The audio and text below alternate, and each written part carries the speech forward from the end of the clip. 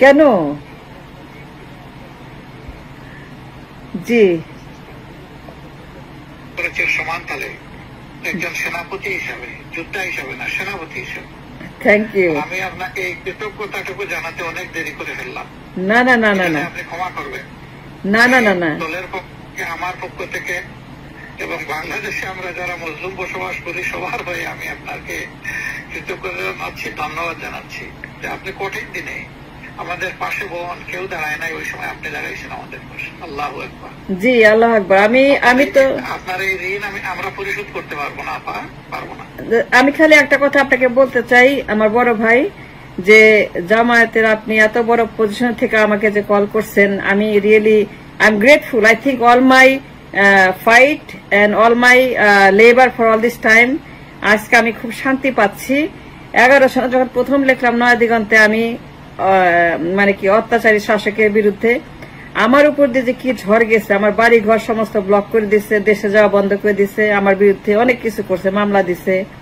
তো আমার একটা কথা আছে, এখন আপনারা কেন ভাইয়া, কেন আপনার শহীদ পরিবারদেরকে হাইলাইট করে মীর কাশেম আলী, তার ছেলে, তারপরে শহীদ যারা হয়েছে গোলাম আজম স্যার, তার পরিবার, তার ছেলের সঙ্গে আমি দেখা করছি, ব্যারিস্টার আজমির, মানে ব্রিগেডিয়ার আজমির সঙ্গে আমি দেখা করছি, আমার তাদের সঙ্গে যোগাযোগ আছে। কামরুজ্জামান, যার বিরুদ্ধে আমি সাক্ষী দেই নাই বলে আমার বিরুদ্ধে এত তারা অত্যাচার করছে।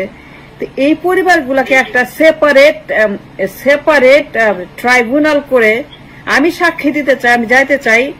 যখন এটা হবে আমি নিজে বলবো যে হাসিনা গণহত্যা করছে এবং এসকে সিনহাকে এনে মুখোমুখি দাঁড় করে, তাকে ইন্টারপোলের মাধ্যমে এনে তাজুল ভাইকে, কেন আমি বলতে পারবো না, তাজুল ভাইয়ের নাম্বার আমাকে দিছে নয়া দিগন্ত থেকে তার এডিটর।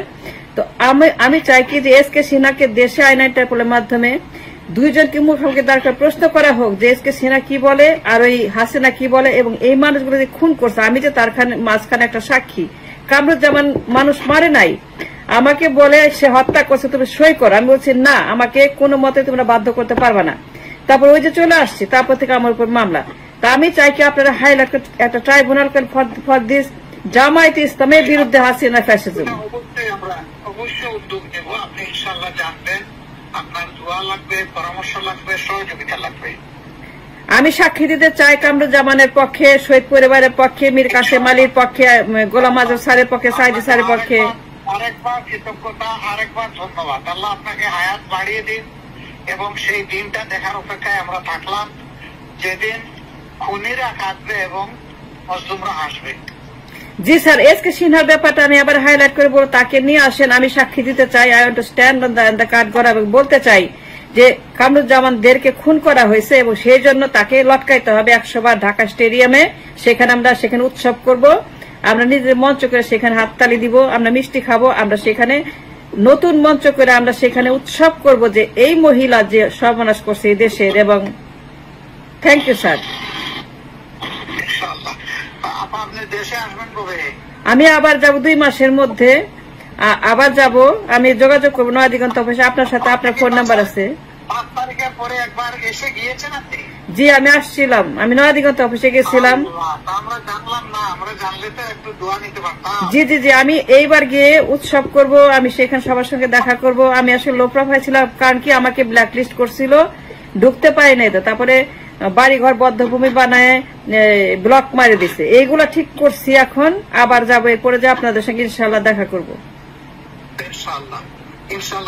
সবাইকে আমাদের সালাম দিবেন। জি, আল্লাহ আপনাকে সুস্থ রাখুন এবং আবারও কৃতজ্ঞতা আপনার প্রতি, আপনার ভূমিকার কারণে।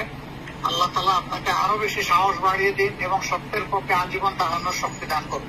স্যার, 2টা কথা, একটা হচ্ছে যে আমি যদি কিছু করতে পারি আমাকে জানাবেন, যদি কিছু করা লাগে আমার, আবার এনিথিং। এবং যখন এখানে আসবেন প্লিজ আমাদের এখানে আসবেন, আমি আপনাদেরকে এন্টারটেইন করব এবং আমি আপনাদের সঙ্গে মিটিং করব এবং আমি আপনাদেরকে নিয়ে অনুষ্ঠান করব। আসসালামু আলাইকুম স্যার। ওয়ালাইকুম আসসালাম। ওকে, থ্যাংক ইউ। আসসালামু আলাইকুম।